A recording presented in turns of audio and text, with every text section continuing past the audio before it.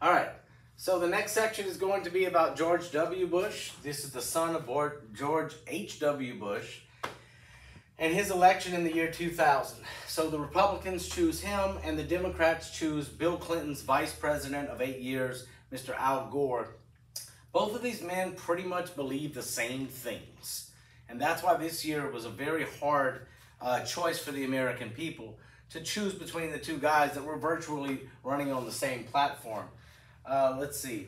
So it all comes down in this election, this very close election, to one state, and that is the state of Florida. Okay, Al Gore wins the popular vote in all of America, and only needs Florida electoral votes to have the necessary electoral majority to win the election.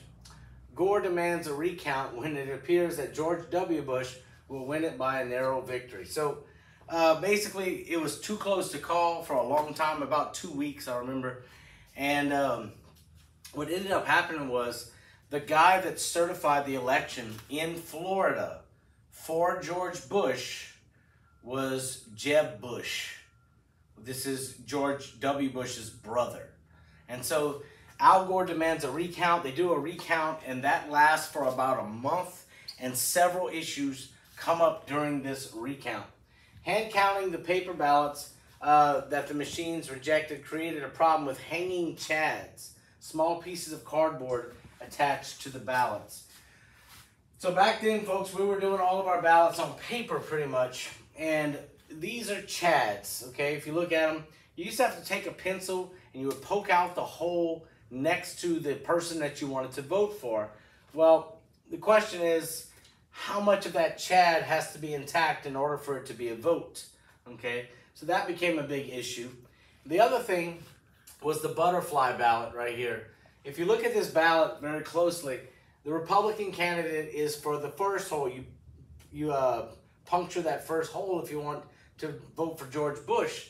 Number 2 on the list down here is Al Gore, but Al Gore's is pointing to the third hole, whereas Pat Buchanan's Reform Party is the second hole. So it was a very confusing voting ballot system in Florida that probably cost Al Gore the entire election.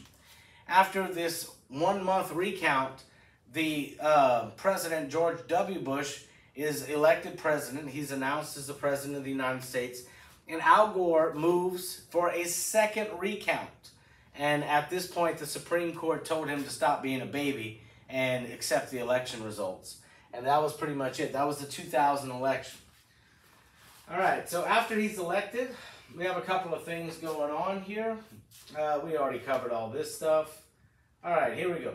Following the 2000 presidential election, the Supreme Court ruled that Florida was limited in its rights to recount votes cast in its states. The ruling resulted in the country taking steps to... So, all right, we had this horrible election, and it was all about how the paper ballots went bad. So what are we going to try to do moving forward as a country to make sure this never happens again?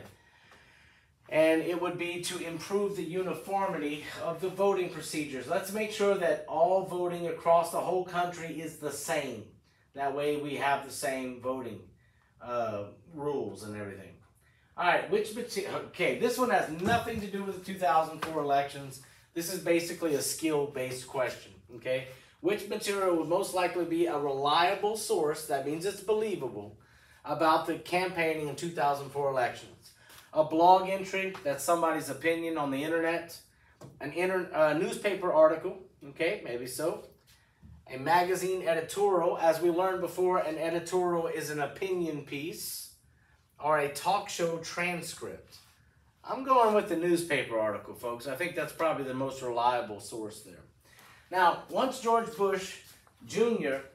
was the president of the United States, he passed a bill that is going to be a bill that all of you hate. The No Child Left Behind Act, okay? So, one of the things was they increased the dropout age to make it, you had to be older in order to drop out of high school. But it's the idea of having the federal government force local school districts to set high standards and measurable goals to improve education across the United States. This in turn requires schools to administer annual standardized tests. So your LEAP test that we're studying for right now is a result of the No Child Left Behind Act. He wants to make sure that every child in America is basically learning the same stuff and nobody is getting left behind. Unfortunately, folks, what that means is that people, you all know people that should not be at school anymore because they're just not cut out for it. These people were forced to stay later, which disrupts the classroom, and it makes it where there's a situation in class, there's a bunch of people that don't want to learn, and you know these people. These people should drop out of school and get a job. That's really what they should be doing, but they're not allowed to because of the No Child Left Behind Act. All right, 2002, No Child Left Behind Act requires public schools to administer annual standardized tests like the LEAP test. That's what it is, okay? All right, so in 2005, we have a horrible situation that occurs, Hurricane Katrina. And it hit New Orleans pretty much dead on. It was a massive storm, as you can see from the photograph. And this hurricane reaction is going to be massively different than the old hurricanes like the Galveston hurricane of 1900, which killed between 6,000 and 10,000 people. Because the people in New Orleans, a lot of them refused to leave because some of them could not afford to leave. But a lot of them stayed behind so they could steal stuff from the people that did leave.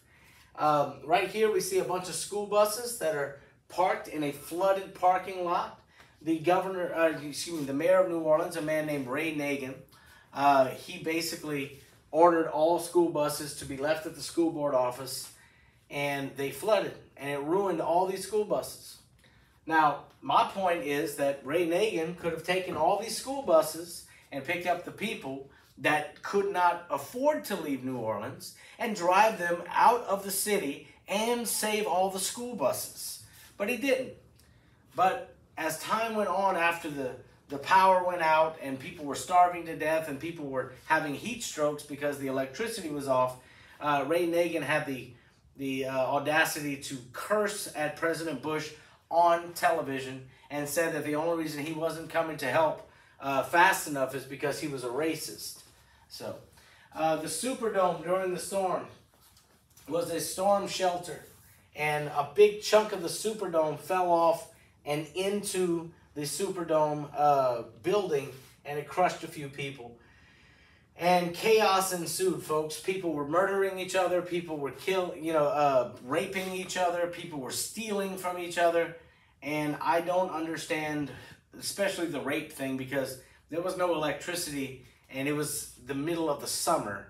And so, after a week of no electricity, no baths, I don't know how you're out there raping people, but some people don't care, I guess. The people that were displaced from New Orleans were largely poor people, and their houses were lost. So the government, FEMA, which is the Federal Emergency Relief Program, no, that's FARA. Federal Emergency, I don't remember. Look it up. Anyway, so the federal government, they bought a bunch of what they call FEMA trailers, okay? And these trailers were not meant to be permanent housing, but they were given to the people from New Orleans to live in temporarily while they found a job and got on their feet. I tell you, folks, it's 2024, and 19 years later, there are still people living in FEMA trailers that never got a job and never did anything. They're just mooching off the government, okay? Anyway, moving on. So, let's see. Okay, Energy Policy Act. Now, we're going to leave that alone, okay? All right, next video is going to be about computers.